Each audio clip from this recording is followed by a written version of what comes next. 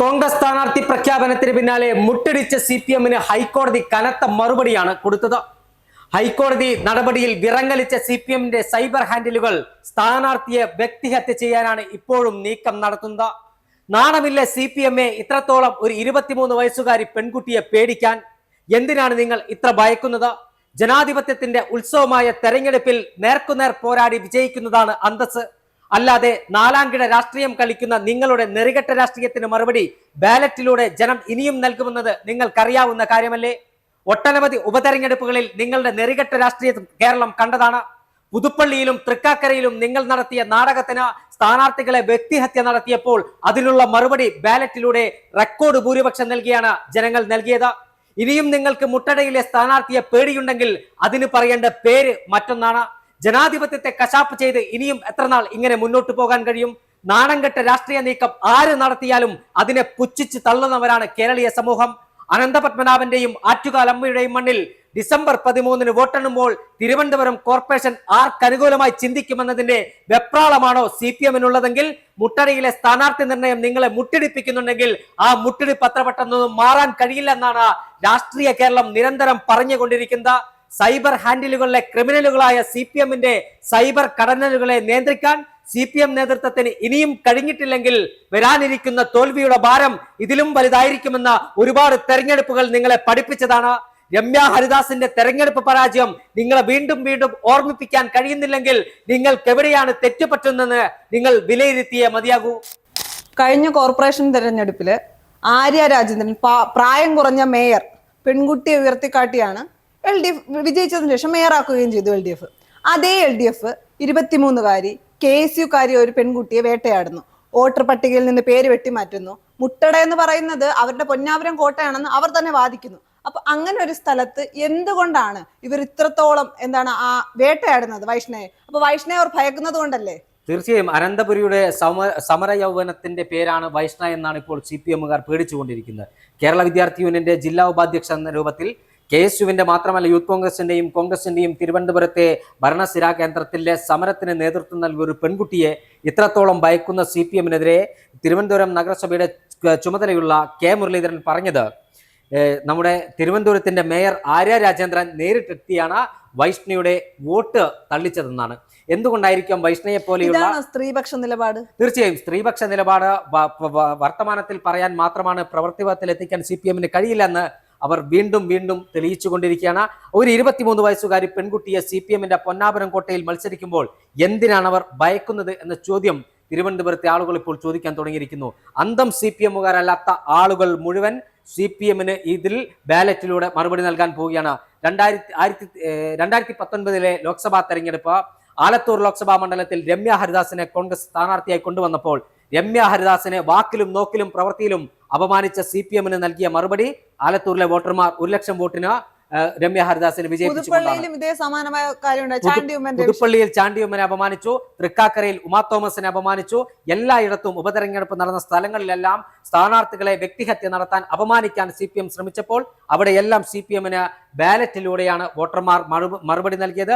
അത് തന്നെയാണ് മുട്ടടയിലും ഉണ്ടാകാൻ പോകുന്നത്. മുട്ടടയിൽ മാത്രമല്ല, തിരുവനന്തപുരം കോർപ്പറേഷനിലെ 101 വാർഡുകളിൽ ഇത്തരത്തിൽ CPM ഭയന്നിരിക്കുകയാണ്.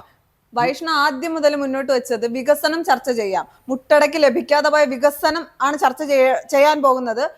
മുട്ടട ആരുടെയും കുത്തകയല്ല എന്ന് പൊന്നാപുരം കോട്ടയെന്ന് LDF പറയുമ്പോഴും മുട്ടട ആരുടെയും കുത്തകയല്ല, നമുക്ക് വികസനം ചർച്ച ചെയ്ത് വോട്ട് പിടിക്കാം എന്നാണ് വൈഷ്ണവ് മുന്നോട്ട് വെക്കുന്നത്. അപ്പൊ അവിടെ അത്ര വികസനം മുരടിപ്പായത് കൊണ്ടാണോ LDF ഇത്ര അത് ഭയക്കുന്നത്? കോൺഗ്രസിന്റെ ഗ്ലാമർ സ്ഥാനാർത്ഥികൾ എവിടെയെല്ലാം മത്സരിക്കുന്നു, കോൺഗ്രസിന്റെ വൈബ്രന്റ് സ്ഥാനാർത്ഥികൾ എവിടെയെല്ലാം മത്സരിക്കുന്നു, കോൺഗ്രസിന്റെ യുവ സ്ഥാനാർത്ഥികൾ എവിടെയെല്ലാം മത്സരിക്കുന്നു, അവിടെയെല്ലാം സ്ഥാനാർത്ഥികളെ വ്യക്തിഹത്യ നടത്താനാണ് CPM മെനക്കെട്ടുകൊണ്ടിരിക്കുന്നത്. ഇത് CPM-ന്റെ സൈബർ ഹാൻഡിലുകൾ കൃത്യമായി CPM ഇത്തരത്തിൽ സ്ഥാനാർത്ഥികളെ വ്യക്തിഹത്യ നടത്തുകയാണ്. ജനാധിപത്യത്തിന്റെ ഉത്സവമാണ് തെരഞ്ഞെടുപ്പ്. ആ തെരഞ്ഞെടുപ്പിൽ രാഷ്ട്രീയപരമായി പോരാടുക, രാഷ്ട്രീയപരമായി മത്സരിക്കുക. അത് ചെയ്യാൻ കഴിയാത്ത CPM സ്ഥാനാർത്ഥികളെ അപമാനിക്കുന്നതിലൂടെ എന്ത് സന്ദേശമാണ് നൽകുന്നത്? ഇത്തരത്തിൽ ഒരു പെൺകുട്ടിയെ, കേവലം 23 വയസ്സ് മാത്രം പ്രായമുള്ള ഒരു പെൺകുട്ടിയെ CPM ഭയക്കുന്നുണ്ടെങ്കിൽ തിരുവനന്തപുരം കോർപ്പറേഷനിലെ കോൺഗ്രസിന്റെ മറ്റ് സ്ഥാനാർത്ഥികളെ എത്രത്തോളം CPM ഭയക്കുന്നുണ്ട് എന്ന് നമ്മൾ തിരിച്ചറിയേണ്ടിയിരിക്കുന്നു. എന്തായാലും ഡിസംബർ 9 വരെ CPM-ന് ഉറക്കമില്ലാത്ത രാത്രികളാണ്. തിരുവനന്തപുരത്ത് CPM വലിയ വീരവാദം മുഴക്കുന്നു. ഞങ്ങൾ വികസനത്തിന്റെ വിപ്ലവം തീർത്തിട്ടുണ്ട് തിരുവനന്തപുരത്ത് നിന്ന്. തിരുവനന്തപുരത്ത് ജോയ് എന്ന് പറയുന്ന ചെറുപ്പക്കാരൻ ഭരണസിര കേന്ദ്രത്തിന്റെ മൂക്കിന് താഴെ മാൻഹോളിൽ വീണ് 2 ദിവസം കഴിഞ്ഞ് ശവശരീരം ലഭിച്ചത് ഇതേ തിരുവനന്തപുരത്താണ്. തിരുവനന്തപുരത്ത് ആറ്റുകാൽ പൊങ്കാലയുടെ മറവിൽ നടന്ന അഴിമതിയുമായി ബന്ധപ്പെട്ട വലിയ ആരോപണങ്ങൾ വരുന്നു. PR വർക്കിലൂടെ ഒരു ഇമേജ് സൃഷ്ടിച്ച നേരത്തെ ഒരു മേയർ ബ്രോ ഉണ്ടായിരുന്നു, പ്രശാന്ത്. അതിനുശേഷം ഒരു ചെറുപ്പക്കാരിയെ മേയറാക്കി കൊണ്ടുവന്ന് ഇവിടെ വലിയ വികസനം നടത്തുന്നുണ്ട്, ഇവിടെ വിപ്ലവം നടത്താൻ പോവുകയാണെന്ന് പറഞ്ഞ ആളുകളാണ് 23 വയസ്സുകാരി വൈഷ്ണവ് വോട്ട് തള്ളിക്കാൻ ശ്രമിച്ചത്. എന്ത് സന്ദേശമാണ് CPM നൽകുന്നത്? CPM-ന് ഭയമാണ്, കോൺഗ്രസ് സ്ഥാനാർത്ഥികളെ ഭയമാണ്, UDF-ന് ഭയമാണ്. ഇത്തവണ ആറ്റുകാലമ്മയുടെയും അതോടൊപ്പം തന്നെ അനന്തപത്മനാഭന്റെയും മണ്ണിൽ അയ്യങ്കാളി വിസ്മയം തീർത്ത മണ്ണാണ് തിരുവനന്തപുരം.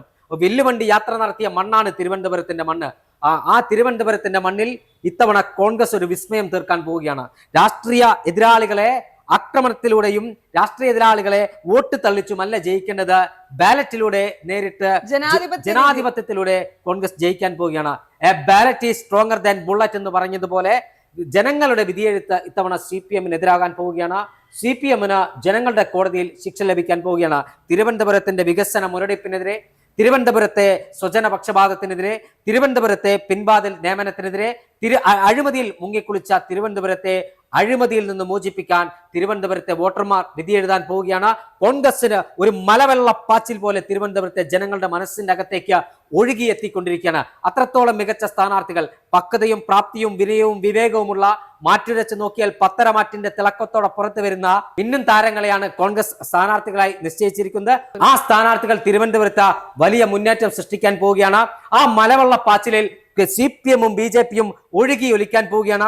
ഒരു ഭാഗത്ത് CPM ആണെങ്കിൽ മറുഭാഗത്ത് BJP സ്ഥാനാർത്ഥി നിർണയവുമായി ബന്ധപ്പെട്ട BJP-യിൽ അപസ്വരങ്ങളുണ്ട്. കൗൺസിലർ തിരുമല അനിലിന്റെ ആത്മഹത്യ, സ്ഥാനാർത്ഥിത്വം കിട്ടാതെ മറ്റൊരു RSS പ്രവർത്തകന്റെ ആത്മഹത്യ, ഇത്രത്തോളം BJP ജനങ്ങൾക്കിടെ മനസ്സിൽ അതപ്പതിച്ചു പോയൊരു സാഹചര്യം തിരുവനന്തപുരത്ത് ഉണ്ടായിട്ടില്ല. BJP-യെയും CPM-നെയും പരാജയപ്പെടുത്തി കോൺഗ്രസ് നേതൃത്വത്തിലുള്ള ഒരു ഭരണസമിതി തിരുവനന്തപുരത്ത് അധികാരമേൽക്കുമെന്ന് തന്നെയാണ് തിരുവനന്തപുരത്ത് നിന്നും പുറത്തു വരുന്ന ഏറ്റവും അവസാനത്തെ റിപ്പോർട്ട്. തെരഞ്ഞെടുപ്പ് വരുമ്പോൾ കേന്ദ്രത്തിൽ മോദി ചെയ്യുന്ന ഒരു രീതി എന്ന് പറയുന്നത് എന്താണ്? ഭരണം തങ്ങളാണല്ലോ ഭരിക്കുന്നത്, ഭരണത്തിന്റെ എല്ലാ ആനുകൂല്യങ്ങളും ഉപയോഗിച്ചുകൊണ്ട് വിജയിക്കുക. അതേ രീതിയല്ലേ ഇപ്പൊ ഇടത് സർക്കാരും ചെയ്യുന്നത് കേരളത്തിലും? തീർച്ചയായും അതിന്റെ പ്രത്യക്ഷ ഉദാഹരണമാണ് വൈഷ്ണവ് എന്ന് പറയുന്ന 23 വയസ്സുള്ള കേരള വിദ്യാർത്ഥി യൂണിയന്റെ തിരുവനന്തപുരം ജില്ലാ ഉപാധ്യക്ഷയുടെ വോട്ട് വെട്ടിമാറ്റിയത്. കേന്ദ്ര സർക്കാർ നടത്തുന്ന അതേ നീക്കം സംഘപരിവാറിന്റെ ഫോട്ടോസ്റ്റാറ്റ് കോപ്പിയായി തിരുവനന്തപുരത്ത് CPM മാറിയിരിക്കാൻ തിരുവനന്തപുരത്ത് മാത്രമല്ല പിണറായി എന്ന് പറയുന്നതിൽ ഒരു തർക്കവുമില്ല. കേന്ദ്ര സർക്കാരിന്റെ ഫോട്ടോസ്റ്റാറ്റ് കോപ്പിയാണ് കേരളം ഭരിച്ചുകൊണ്ടിരിക്കുന്നത്. ഫാസിസത്തിന്റെ മറ്റൊരു രൂപമായി പത്തിവിടർത്തിയാടാനാണ് CPM ശ്രമിക്കുന്നെങ്കിൽ അതിനുള്ള മറുപടി ബാലറ്റിലൂടെ ഉണ്ടാകും. തിരുവനന്തപുരത്ത് വൈഷ്ണവ് മാത്രമല്ല, നേമം സജീറും അതോടൊപ്പം തന്നെ നീതു വിജയനും ശബരിനാഥും ജോൺസണും അടക്കമുള്ള കോൺഗ്രസിന്റെ സ്ഥാനാർത്ഥികൾ ഇത്തവണ മൃഗീയ ഭൂരിപക്ഷത്തിൽ വിജയിക്കും. തിരുവനന്തപുരത്തെ BJP-യുടെ വർഗീയ ഫാസിസത്തെയും CPM-ന്റെ വർഗ ഫാസിസത്തെയും ഒരേപോലെ നേരിട്ട് കോൺഗ്രസ് ഫിനിക്സ് പക്ഷി ചാരത്തിൽ നിന്ന് ഉയർത്തെഴുന്നേറ്റതുപോലെ കോൺഗ്രസ് തിരുവനന്തപുരം നഗരസഭയിൽ ഉയർത്തെഴുന്നേൽക്കാൻ പോവുകയാണ്.